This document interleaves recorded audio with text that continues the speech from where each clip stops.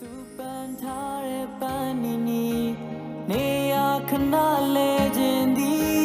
ကျွန်တော်သူလေးလှဖို့အစွမ်းကုန်ကြိုးစားမည်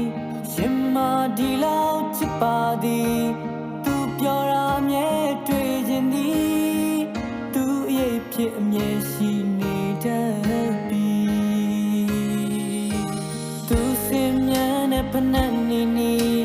နေရခဏလဲခြင်းသည်ကျွန်တော်သူလေးခလုံးမထီဖို့ကိုကြိုးစားမည်ရင်မဒီလောက်ချစ်ပါသည်ဘာမဆိုကိုဆုံးရှုံးခံမည်အလံဝေးတဲ့ပန်းကလေးများနေစီကြောင်းသွားကြောင်းပြန်အချိန်မှမြဲဆောင်လို့ကြည့်သည်